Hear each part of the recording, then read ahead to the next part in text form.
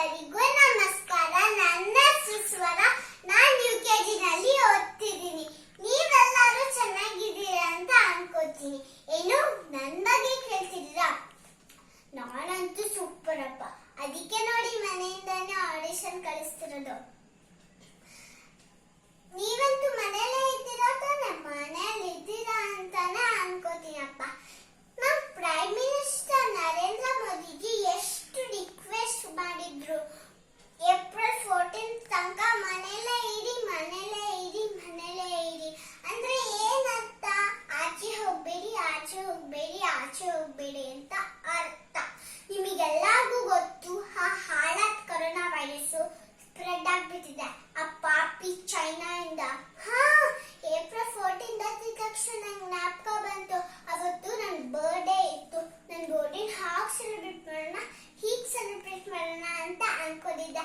ಆದ್ರೆ ಏನ್ ಮಾಡೋದು, ಈ ಮಹಾಮಾರಿ ಕೊರೋನಾ ವೈರಸ್ ಬಂದು ಕೂತ್ಕೊಂಡ್ಬಿಟ್ಟಿದೆ.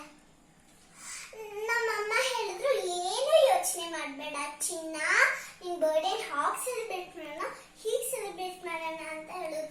ನಾನೇನು ಕೇಕ್ ಮಾಡ್ಕೊಡ್ತೀನಿ ಅಂತ ಹೇಳಿದ್ರು. ಅದೇನೋ ಯೂಟ್ಯೂಬ್ ಅಂತಿರಲ್ಲ, ಅದನ್ನ ನೋಡ್ಕೊಂಡು ಮಾಡಿದ್ರಪ್ಪ.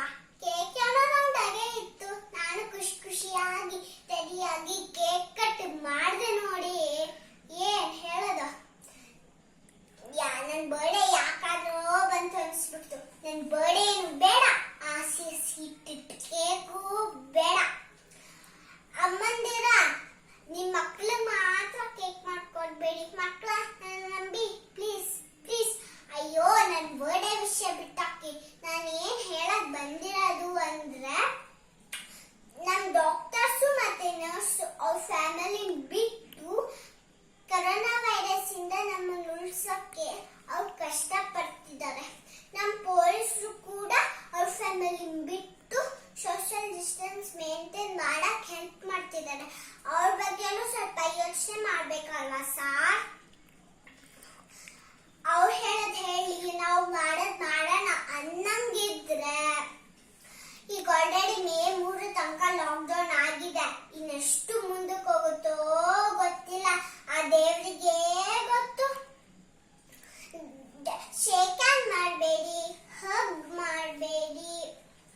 ಅದರಿಂದಲೇ ಇಡೀ ವರ್ಲ್ಡ್ಗೆನೆ ಕೊರೋನಾ ವೈರಸ್ ಸ್ಪ್ರೆಡ್ ಆಗಿದೆ.